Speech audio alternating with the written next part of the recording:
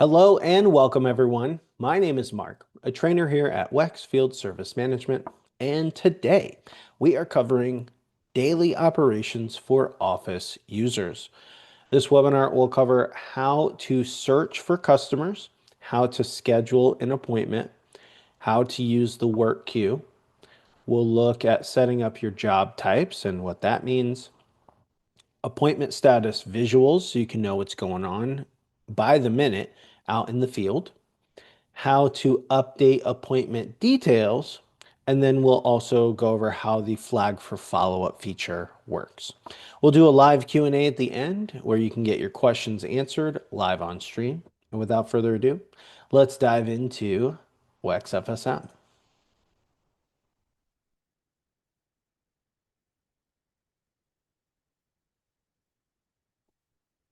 All right. So, our topic today, daily operations for office users.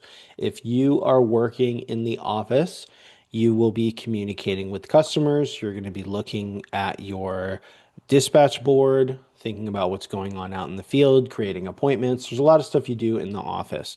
The first thing we're going to go over is just how to search for a customer. When you are in your system, and you would like to search for a customer, you will go to the customer search in the top right and type in their name. Let's say I'm looking for my customer, Justin. If they are part of your system in your customer list, they will show up here. You will click on their name, and that will take you to their customer page.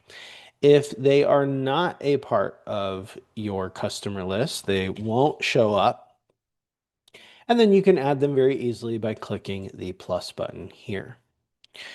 You will fill out the information and hit save. That will add them as a customer in your customer list. Now, just a pro tip here, you are able to opt out of email requirement. It does require an email when you're setting up a new customer. You can opt out of that by choosing opt out of marketing emails and opt out of email notifications. Then you can add the customer without needing an email. Now, let's talk about the schedule page. So we are currently on the schedule page. When you log into WEX FSM for the first time, it will bring you to this page. This is kind of like a home page. And on the right side, we have your dispatch board.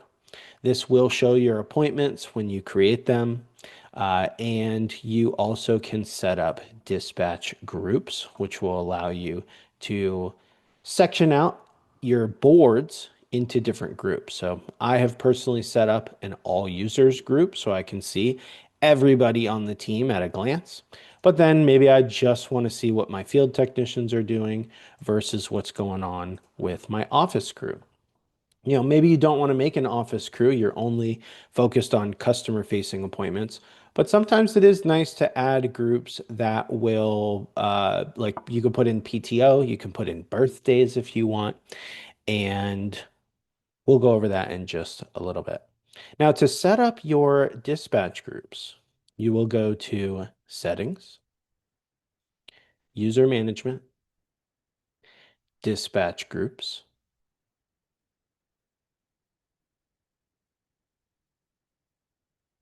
Click Add Dispatch Group. Enter the name of the group, what do you want to easily recognize when you look at it? And then put in your users and click Save.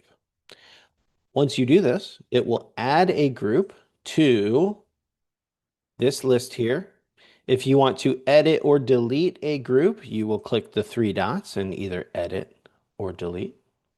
And then any groups that you have here, when you are on the schedule page, that is what shows in the drop down here. Just a pro tip, you don't have to do this, but something that I personally do myself, I like having these in a specific order. I like, all users, field techs, office. Uh, these will be in alphabetical order by default. So if you see this and you're like, "Ooh, I like how that looks," you can just add a number to the title and then it'll put it in a specific order. Also, welcome, Jennifer. If you missed any part of this, we are recording today's session, so you will be able to watch a replay to capture what you may have missed. But welcome. Okay, so we have our dispatch groups. Let's look at our field technicians. We've got some appointments on the board here, and let's go over how to create an appointment from scratch first, and then we'll talk about the work queue. So, there's two main ways that you can create an appointment. One way is just by clicking the red button, New, and you will start making an appointment. But that is creating it completely from scratch. We won't have the date, the time, or the technician pre-populated. You can also, on the schedule here, just click on the square that you want to schedule the appointment. So let's say that I would like to schedule something for Caleb at 2 p.m. I will just click here. It looks the same, so at first you won't notice a difference. It is going to allow you to search for your customer, but once we get into creating the appointment, it will have the date, the time, and the technician already selected. It can save you some time.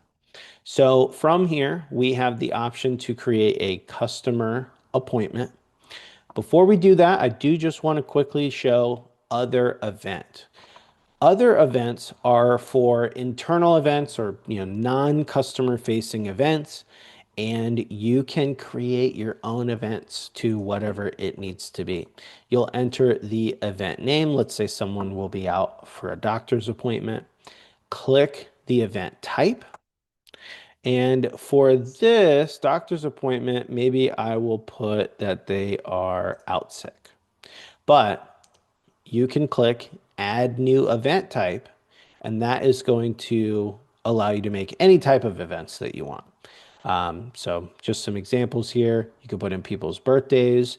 If you have someone who's not out in the field and they're hired on to do marketing and outbound calls, you can say that they are working the call center. Uh, Maybe you want to create a weekly sales meeting that is going to go out onto everyone's mobile app. All your technicians will be able to see, oh, it's Monday morning. We've got a sales meeting. So you could set that up here. The color, select the color, click on the little box here, choose the color that you want the event to be. Place or area, if you're doing a sales meeting, maybe you want to put that, it's in the break room. That way, I'm a technician, I'm looking at where I need to go. I can just see that easily from the appointment for that day. Set your date, your time, add your users. For internal events, you can actually choose all employees by dispatch group. Like if I'm doing a sales meeting, maybe it's just for my field techs or individually. Maybe I need to call someone in for a meeting to have a chat with them. You can just pick an individual employee and that will go out uh, onto their schedule. But for today's example, we are focusing on making our customer appointment. We will type in the customer name. Same thing here. If they are part of your customer list, they'll show up here. If not, you can just add them as a new customer here. It will save them to your customer list and move you forward to creating the appointment. But we already have Justin, so we will select him. When you're creating the appointment, you will choose what address, what location uh, you want to send your technician out to. And a pro tip here. So let's say that you're working with your customer, you've worked with them many times before, but they have an update to their address. Normally, you would update addresses in the locations section of the customer page, but we've made it so that you can do many adjustments right from here without having to leave this page. So I'm talking to Justin. He says, "Hey, just bought another, property.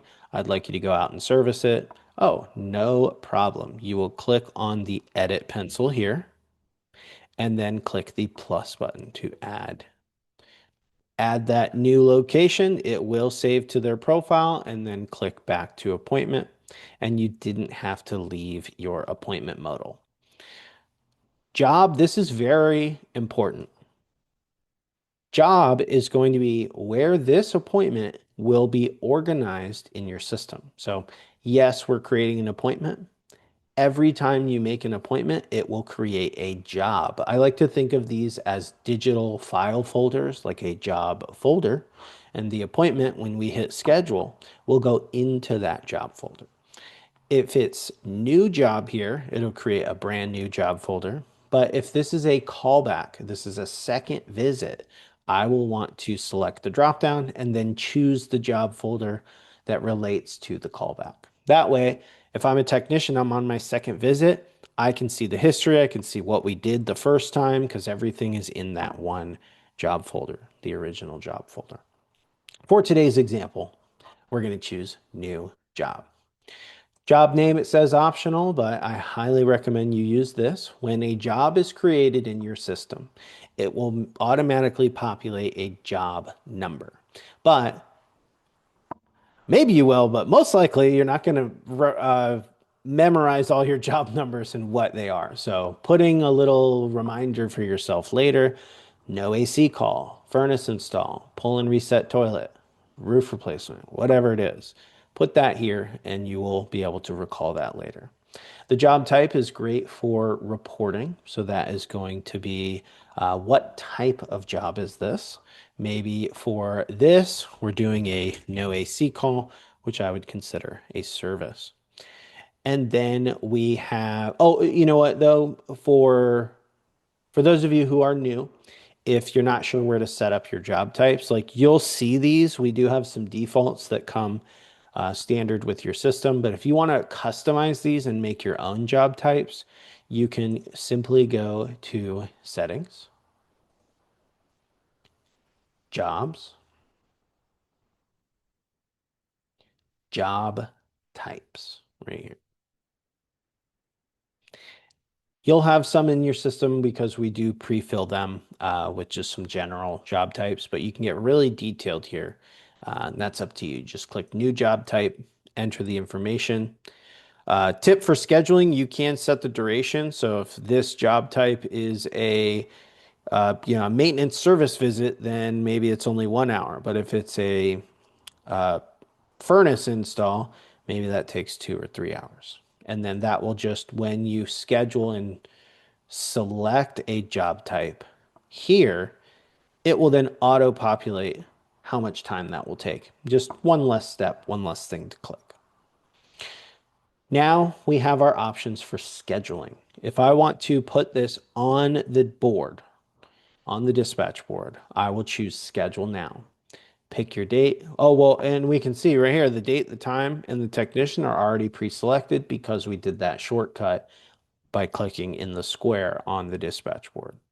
If you want to add an additional technician, you can select them here. You can add as many technicians as you want. Maybe these are helpers that are going to go out and help. And this appointment will show up on all of their schedules when you hit schedule. To remove a technician, simply click the X.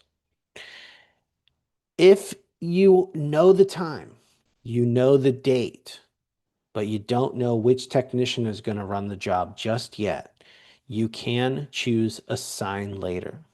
And when I choose assign later and I hit schedule, it will not put it on the dispatch board. It's going to put it in the work queue. Unassigned appointment, all that means is that it doesn't have a technician. We know the date and time, no technician. And then if we want to create a service request, we would choose service request. And a service request means that I want to document that we do need to go do this service, but I'm not sure the date or the time or the technician. There's a lot of missing pieces before I can actually schedule it.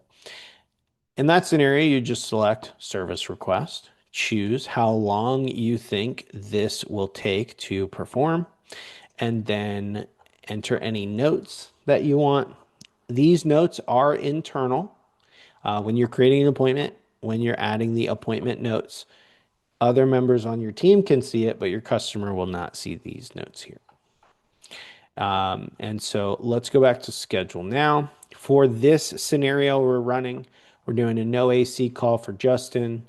And let's say that we will go out there between 2 and 3. We're going to send our technician Dustin out there. And then there's appointment tags, and this can come in really handy, especially, you're working in the office.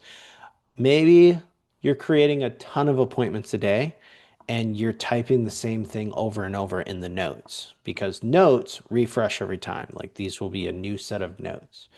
But you can add tags for little reminders if you want. Let's say that I am constantly reminding my technicians to bring the ladder when it's something they have to get really high up to work on.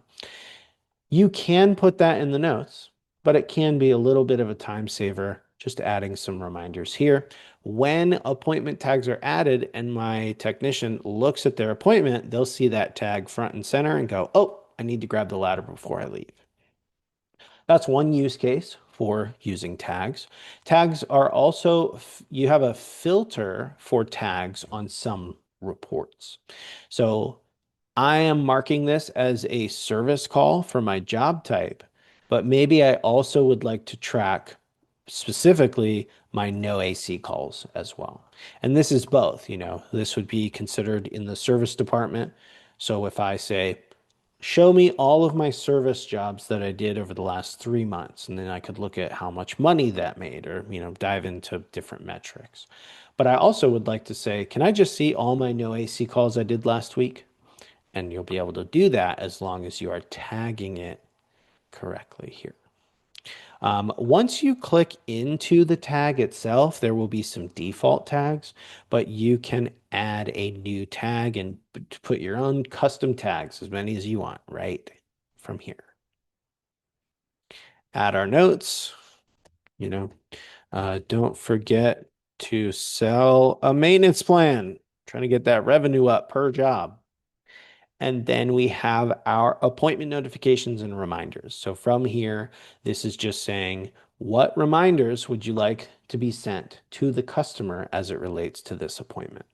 Scheduled, if I keep that on, you hit schedule, that will that will send out a confirmation to the customer, letting them know that the appointment is scheduled. En route is going to, when my technician says, "I'm on the way," it will send a message out to your customer, letting them know that they're on the way. All right, so that is everything here. We know the date, the time, the technician. We've got all our info together, and then we will click schedule. Oh, you know what? I did see this. Uh, these appointment notices are really just letting you know kind of what's happening. So we're doing this as an example right now, but I can see that this has a appointment overlap with Dustin. So maybe I want to choose for this to go to someone else. Let's do,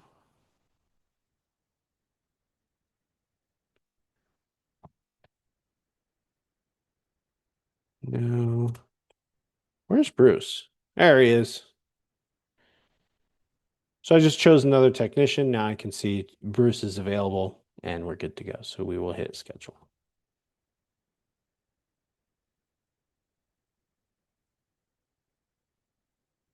All right. So let me check my notes really quick.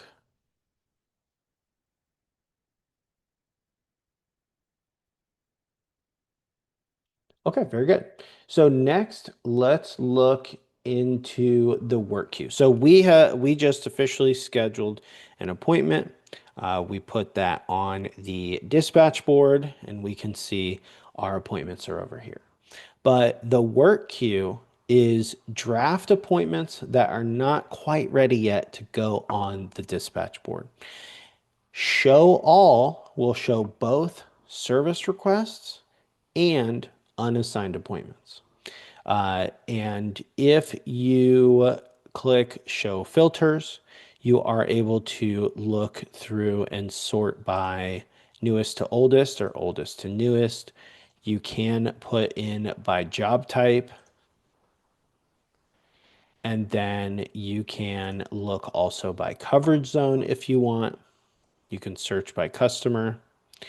And once you're ready, so if I see that I want to schedule this service call, I can simply click and drag and drop.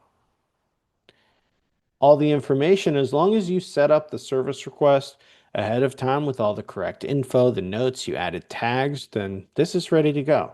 But you can make adjustments here right before you hit schedule if you want. And you can send an appointment update to the customer as well.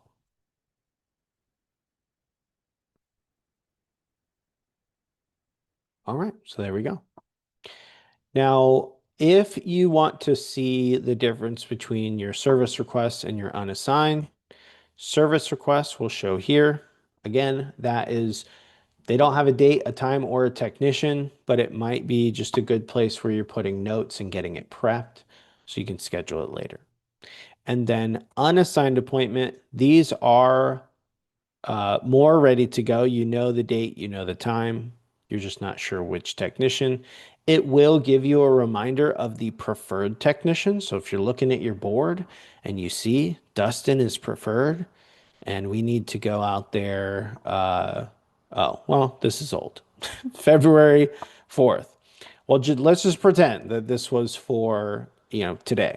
You could see that it's for Dustin between 3 and 4. He unfortunately is busy, so we will need to schedule with someone else. But at least I see that uh, the preferred technician here. All right. Now, if you notice, we're looking at the board here. There's some visuals that will give us an indication of what's going out in the field. So I'm working in the office, I'm scheduling these appointments, and then my technicians out in the field will get those appointments on their tablet or phone or whatever mobile device they're using. They'll be able to go, and there are statuses that they will be able to put into the mobile app. So, a scenario, if the technician has done nothing and it's before the time, let's say, it will just be a regular square like this, like we see here for Caleb. This just means that this is waiting to be worked. Also, the color that you see relates to the job type. So, red, I know, is service. So, if I see these reds, I know these are all service calls. This is commercial install. And then this is no AC, and this is maintenance. And you'll get to know the colors that you set. And you can see, oh, wow, we have a lot of installs today because everything is green. When the technician says, I'm on the way, they click, that will then put the status into en route, and you will see these moving dotted lines. If you see this, you know that this technician is on the way to the job. They're traveling.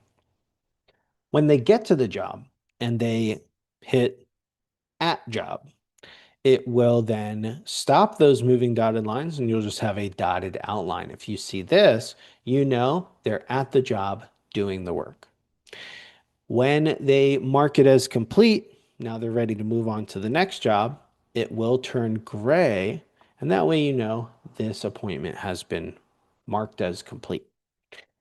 If they miss the job, let's say either they, actually miss it because they forgot, which, is going to be an issue, or if they just forgot to clock in, it will turn the opacity down so we can see, like, this is a service call. It should be red like this, but it's a little less. It's not gray, but it's just a lower opacity.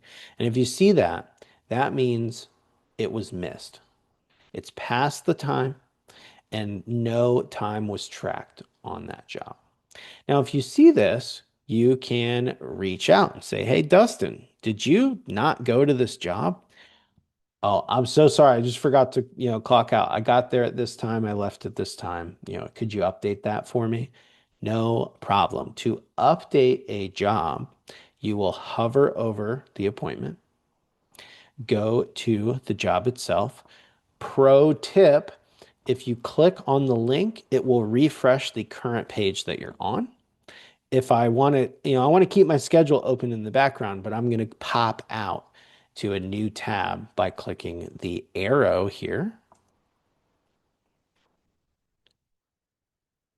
And then we can see actual time says not available. That's because Dustin forgot to clock in. So we will click on the NA and just update what it is. Let's say that he told us he did get there at 9, but it didn't take him as long as he thought he needed. So he actually left a little early. So he got there at 9, and let's say he left at 10:15 and save. And there we go. And now if we get out of here, we can see that has been updated. We know that he completed the job, so we'll go ahead and just mark that tech status to complete. And there we go. We have now updated that. And if we go back to our schedule, we see that update has been made. So there you go. You can just always see who's on the way, who's at the job, did they miss it? There's a lot of great information you can get at a glance from looking at your schedule board here. Next, let's look at, we talked about job types, so let's dive into that a little deeper. So we're going to go to settings, jobs, job types. And then from here, you are able to see all of the job types in your system. We can see that my default job type is set to service. It's always good to come spot check this because when I create a new job, it will default to whatever I have set here. Let's click into service. So this is saying that every job I create will just automatically be a service call. Maybe I do a majority of service calls. We don't do as many installs. And then you will just update that when you're selecting the job type, which we saw earlier when we were creating the appointments. The colors you see, like we mentioned, is representative of the job type. And to edit that, you just click the color square, select the color you want, and then click save. You can set your default duration here, and there is allocation that you can set for this. Not everyone uses this feature, but if you are big into giving, let's say, commission to your technicians, the percentages that you set here is the like percentage amount you're going to give credit for to these technicians. Now, some people here, they'll just put this at 100% because when they're looking at the numbers, maybe they're targeting some type of sales goal. So if I want the system to track 100% of the sales that my technicians do. And then I can see as they do sales, the sales numbers will go up the full amount. So he does a $10,000 job and then he does a $20,000 job. Now my reports will show giving him credit for $30,000. And let's say his goal for the month is 50,000 in, job revenue worked. I would want that to be 100% because I want him to get credit for 100% of the revenue that's coming in. Not that I'm giving him a commission for 100% of the revenue. I just want it to count because we're looking at a total sales goal and that's what we're tracking. If you're giving like actual dollars commission, maybe this would be more something like 5%. Like, for every furnace installer, for every install you do, we're going to give you 5% commission. So let's get those installs. And then when you look at your reports, you'll see the amount you need to pay the technician, which would be 5% of the total revenue from the job. Different ways you can use this, but that's just a little overview of how allocation works here. and it is set per job type. Okay, when you're ready, just click save. That will save into your list here. And to make any adjustments, you just click on the name. So that is job types. Next, let's look at updating your appointments. If we go back to the schedule page,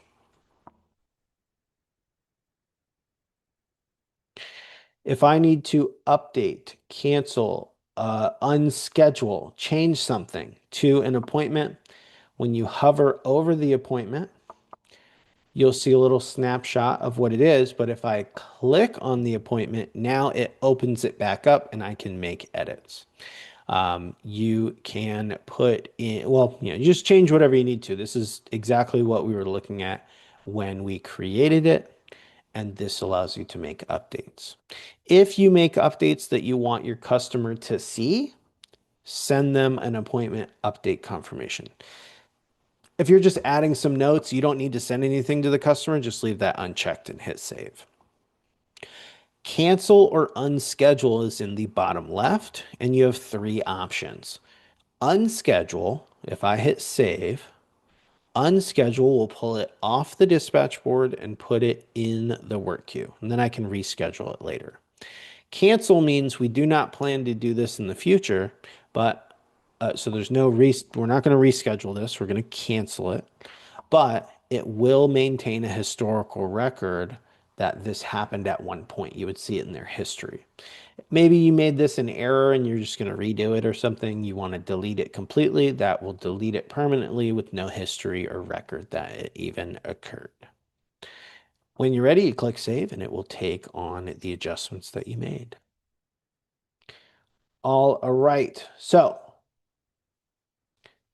the last topic we're going to go over is just an overview of a job page. So we've gone over the schedule page. We should feel pretty comfortable about that. But once you actually go into a job, which if I hover, remember, you can get to the job right here. So let's say I clicked on open in a new tab, it popped me out. Every job page will look the same in terms of setup. You've got your job number and job name here. If you want to update the job name, click on the little edit pencil here. You have a job tracker. So you finish your appointments, your proposals are signed, you've ordered your parts, you made your invoice and you took payment. The job is complete. And then you have your job summary. Now, this has a lot of information in this little area. Is the job open, closed, or abandoned? What type of job is it with the job type? And then this pricing. So job price by default will be standard price. That is actually set up from more applications, price book, pricing defaults. Every item that you make and when you create new jobs, it will be the standard price by default. If they are a maintenance plan customer, it will automatically switch to the maintenance plan pricing, so you don't have to think about it.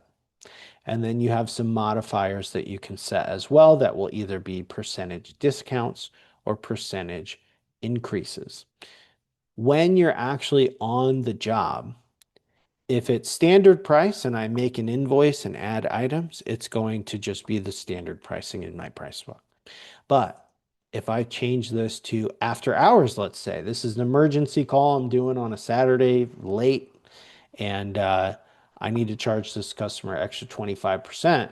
I just switch my job price to after hours, and now when I create the invoice, it will apply that 25% increase. For today, we'll do standard price. You've got your calls and notes. So whether you've added notes from the office or from the mobile app, they will show here as note history. You can quickly view them by hovering over, but if you want to make an edit, you just click on it and you can edit the note. And then we've got checklists if you're going to use checklists. Equipment history, you can view just what equipment is on location here.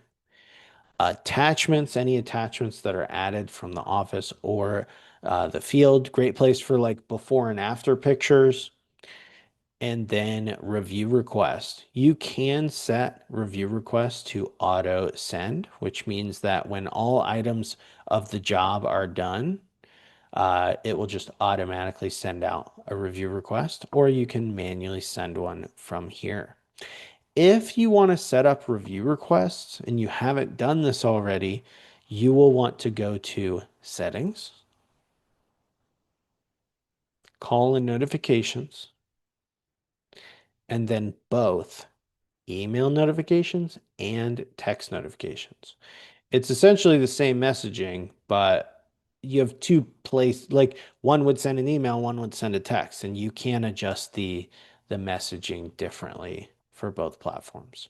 But review request is the very last one, and the way works is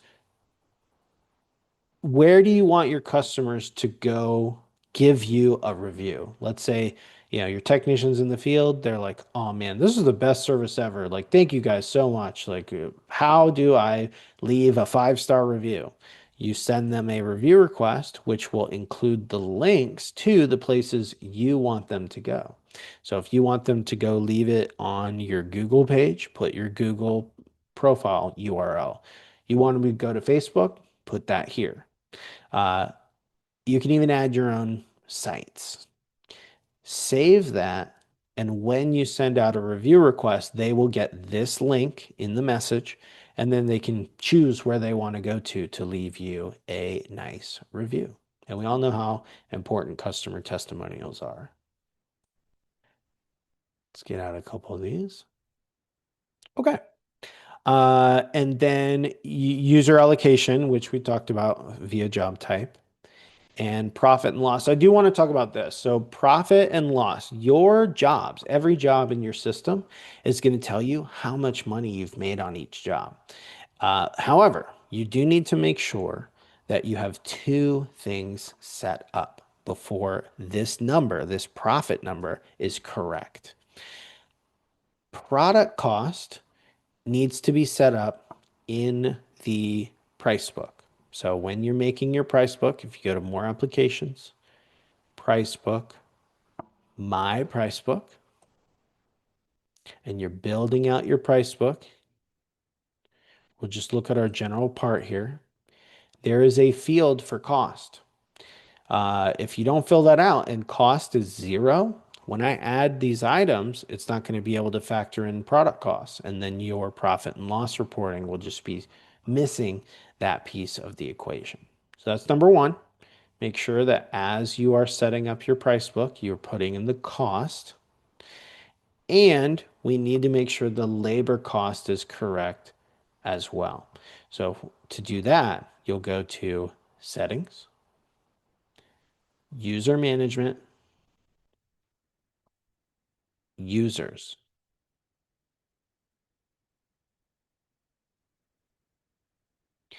Each user has a labor cost per hour field. If we look at my technician, Dustin Bailey, he's one that's going out and clocking time on the job. We have his labor cost set. So when Dustin goes out and does jobs, he'll clock in and clock out. Let's say he worked, for 2 hours. It'll take the labor cost per hour and put $80 into the labor cost, and that will subtract from the total revenue combined with your product costs, giving you an accurate profit and loss reporting. So just make sure that you have those set up, your product costs and your labor costs for profit and loss to be done correctly. Okay. And now the final topic is how to use the flag for follow-up feature and how to manage your flags in bulk. We all know there is a lot of follow-up that happens sometimes. In a perfect world, you do the job, it's done, the customer pays, it's great. But sometimes you need to order a part. Sometimes someone forgot something. We got to go back. There was an issue. Maybe something happened weird with the billing. We got to rebill. Any type of follow-up that you need to do, you will click flag for follow-up to create a flag, and then choose a follow-up type. And you can add your own custom follow-up types. If you notice there's not the one you want, you just click add new follow-up type and put that there. For this example, let's just add a part order. You can assign these. This actually comes in very handy. Let's say that Alex Murphy is the one on our team that does all of our part orders. If I assign it to him, he'll be able to see that he has a flag for him. And so you can set it up where you're assigning all flags to all people. And then a day-to-day workflow is I'm Alex. I do all the part ordering. I go to the job list. I select my name. All flags that have been assigned to me are there. And now I have a hit list of what I need to do. So assigning does come in very handy if you want to use that feature. And then the flag, like what needs to happen? Uh, no part on the truck, need to order, and hit save. Any flag that you add will be added to the job at the job level. So we see this banner.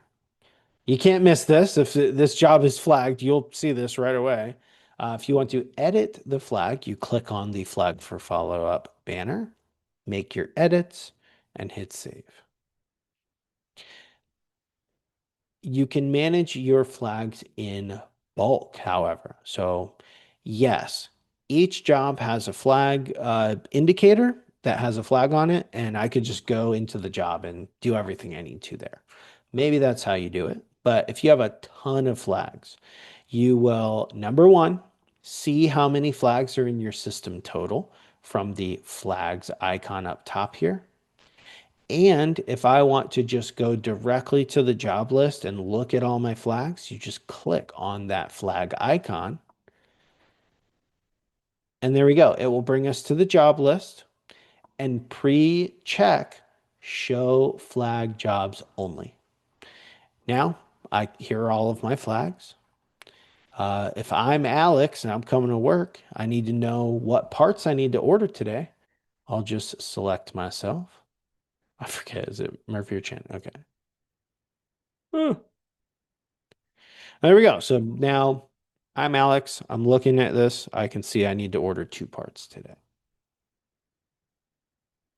And then for you, if you're kind of overseeing all of the flags, you can click on the flag, make your edits as needed. Just a pro tip, put dates on your notes. So if someone, made this note on the 10th, I would see that.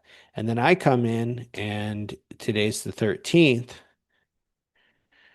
part ordered today comes in, Monday. Now that I just did a nice time-stamped update, now it will show you the timestamp of when it was created. And if anyone on the team updates it, it will show the date, time, and the user. And so we hit save on that. And then the part comes in, I can make that final update. What date is Monday? So Monday would be the 16th. So 16, part came in, needs install.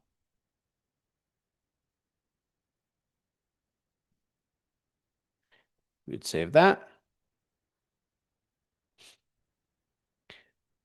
Send the technician out, create the second follow-up appointment. They go, they install it, and then from the mobile app, the technician could even do this update. Part Installed. Job complete.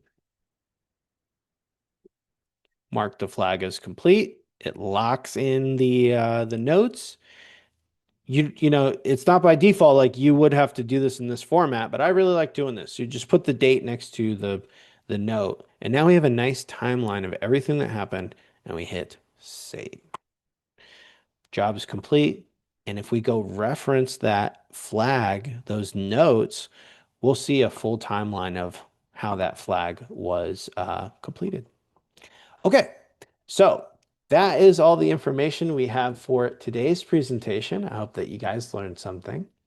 We're going to switch to our Q&A now. So if you have any questions, it's a smaller group, so you can type it in the chat, but if you want, you can just unmute. But before we go, I just want to say thank you so much for joining. My name is Mark with WEX Field Service Management, and this has been Daily Operations for Office Users.